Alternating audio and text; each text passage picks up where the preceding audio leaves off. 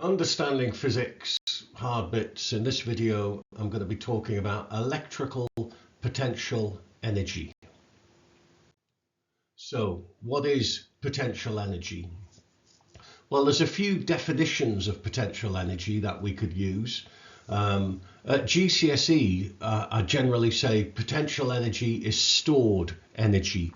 Like if you stretch a spring, it's got elastic potential energy. If you put loads of masses high up on a cliff, then you are giving them gravitational potential energy. You're storing energy like water in the higher reservoir. In this particular video, for this idea I want to talk about now, it's this definition in the middle. Potential energy, the energy possessed by an object due to its position in a field of force. Now, a field of force, an electric field, or a gravitational field. So this elephant has potential energy. It's got gravitational potential energy because of where it is in this gravitational field. Okay, if the elephant was down the bottom, it would have less gravitational potential energy. Okay, so its position in a field of force. Now, these small objects, these little pink positive charges, they've got electrical potential energy because they are in electric fields. The big Van de Graaff dome there is producing an electric field, and because the small charge is in the electric field, it has electrical potential energy. The two parallel plates charged up, they produce an electric field. The small charge is in that field, it has electrical potential energy. If it were free to move, well, if that charge could move, the first one, then there's going to be a force acting on it that way. It's going to accelerate in that direction. Its electrical potential energy would be transferred into kinetic energy. The field would do work. Yeah, electric fields and gravitational fields can do work. Force times distance.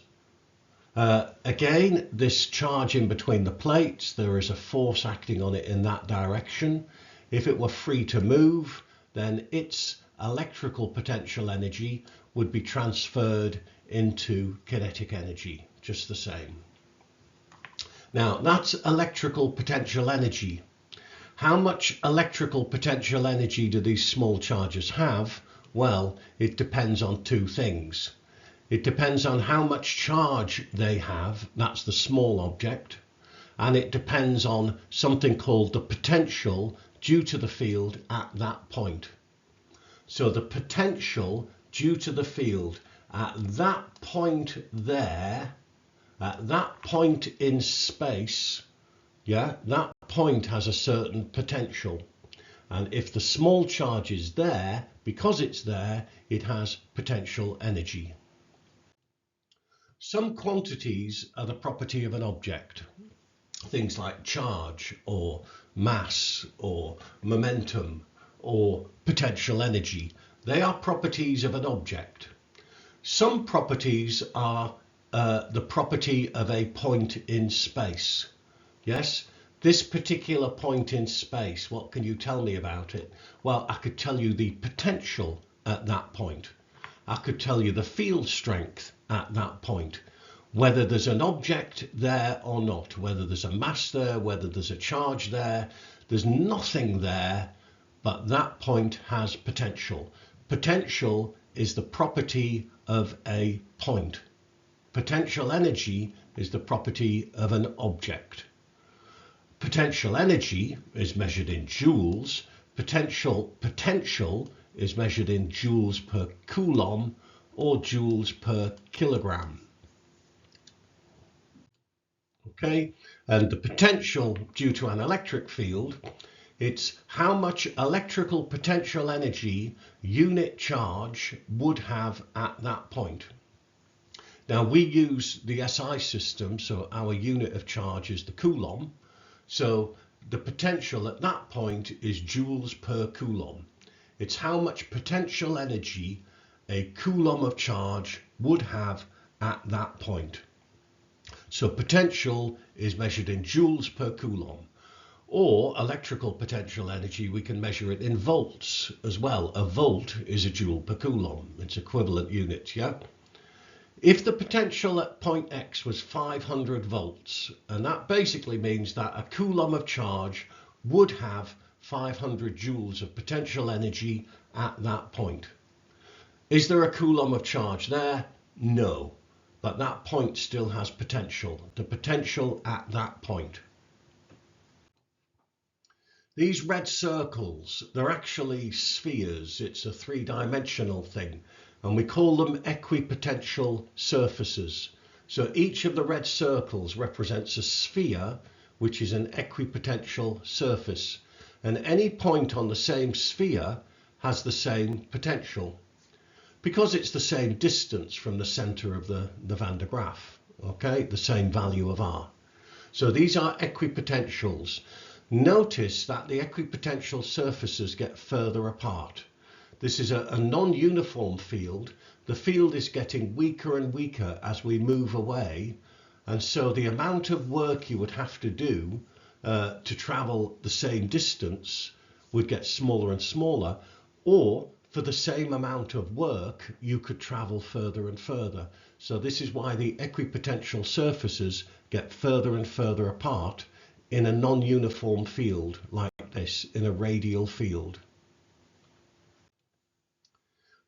Here they don't. The equipotential surfaces are evenly spaced. Why? Because it's a uniform field. Yeah, to travel the same distance in this field, you would do the same amount of work, okay, or the field would do the same amount of work. So these equipotential surfaces are evenly spaced in a uniform field. In a uniform field like this, now, where do we take zero? Where is the zero of potential? In other words, where would a coulomb have no potential energy? And the answer is at the negative plate. We nearly always take it to be at the negative plate, unless you go on and do kind of electronics at a higher level, where you have what we call a floating earth. We take the zero of potential to be the negative plate. A coulomb at the negative terminal has zero potential energy. Yeah, a charge at the negative plate would have zero potential energy. Just said that. Now, in a radial field, our Van de Graaff field, our non-uniform field, where do we take zero? We take it at imagine a place, we're going to call it infinity. And this imaginary place is a ridiculous distance away. It's very, very, very, very, very far away. And that place is infinity. Now, is it an infinite distance away? Well, the point is, if you went very, very far away, it's where the field strength is negligible. Okay? And where the field strength is negligible, then an object has zero potential energy. Yeah, a charge at infinity would have zero potential energy. Equipotentials, talking about them, now they're a bit like contour lines on a map. So I said every point on the same equipotential, okay, has the same amount of, well, potential. It has the same potential. A charge on the same equipotential has the same amount of potential energy. So it's a bit like, imagine the diagram on the left, it's a bit like this is a hill, so you could have a potential hill, and everything at the same height has the same amount of potential energy. Or it could be a well. If potential was negative, then this is a potential well. Now, in a repulsive field, if my little positive charge, Colin the Coulomb, if he's being repelled, if it's a repulsive field, then potential is a positive quantity. Now, why? Because you can imagine if you wanted to move that little charge closer to the Van de Graaff, you would have to do work. It would be like climbing a hill. Yes, you would have to do work to get closer to the big charge. If you let go of the little pink charge, it would roll down the hill. Yeah, so this is a potential hill. In a repulsive field, you have a potential hill and potential is a positive quantity. In an attractive field, it's the opposite. Okay, the potential due to a negatively charged Van de Graaff, that is a negative quantity. It's an attractive field. Okay, potential is negative because you'd have to do work to move away from the Van de Graaff. To get your little positive charge away from the Van de Graaff, you would have to do work. You'd have to do work to escape from the field. Yeah, it's the same with the gravitational field. In a gravitational field, potential is a negative quantity. V equals minus gm over r. You'd have to do work to get the small charge further away. This is a potential well. There's quite a few examples of potential wells in A-level physics. The first diagram, this electron going around the nucleus. The electron is in a potential well. It can't escape. It's being attracted to the nucleus. It's in an attractive field as far as it's concerned. It's an attractive field. To get the electron to escape, you would have to give it energy, which is the ionization energy, yeah, of the electron. The electron is in a potential well. It has some kinetic energy, but not enough to escape.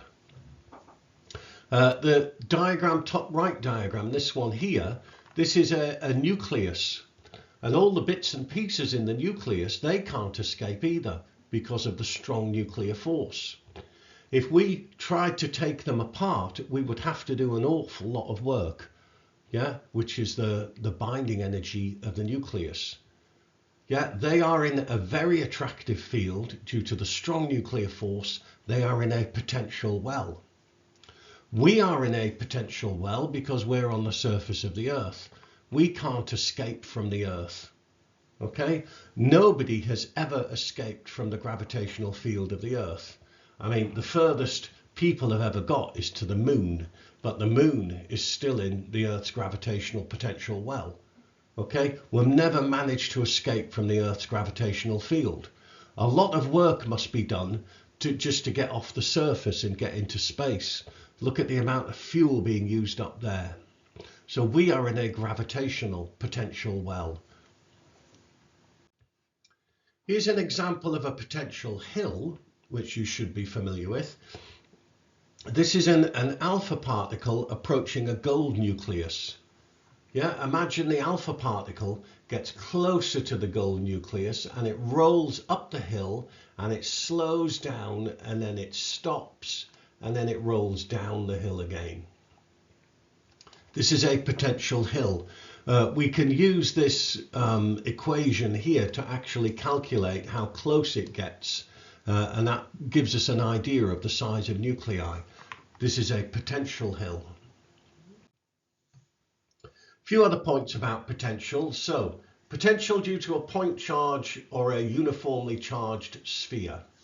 So we can talk about the potential due to a point charge. We imagine something like a proton or an electron to be a point charge, and it follows an inverse law. It varies with 1 over r. If it's a positive point charge, then potential is a positive quantity. Okay.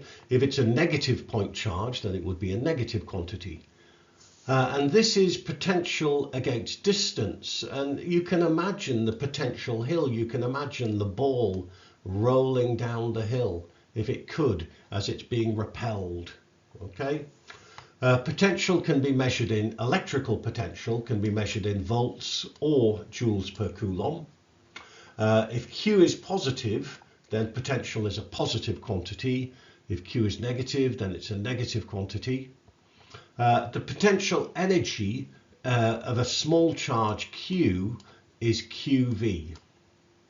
Because potential is joules per coulomb, if you multiply that by the number of coulombs, then you get joules. So the potential energy of the small charge, the little pink positive charge, is QV. And then the energy transferred when the charge moves between 2 points is Q delta V. So basically, let's say the potential at that point there is V1. The potential at that point there is V2. Yes. And if you had a small charge, Q, went from there to there, the energy transferred would be Q times delta V. Q times the difference in potential.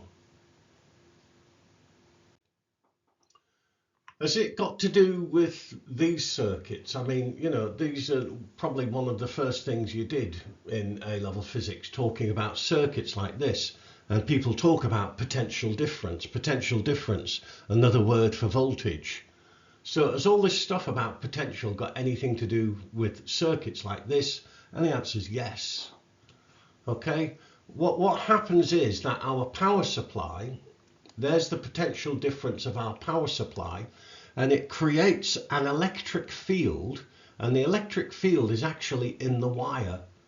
Yeah, it's in the wire, it's in the circuit. There is an electric field passing through the wire. Well, it's not passing through the wire, it is just there. There is an electric field from one terminal to the other around the circuit.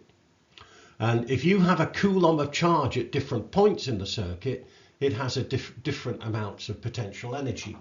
Yeah, if this was a 10 volt power supply, I talk about there's Colin the Coulomb there. Hello everybody. And Colin the Coulomb there has got 10 joules. Yeah, of potential energy, because Colin the Coulomb is at that point.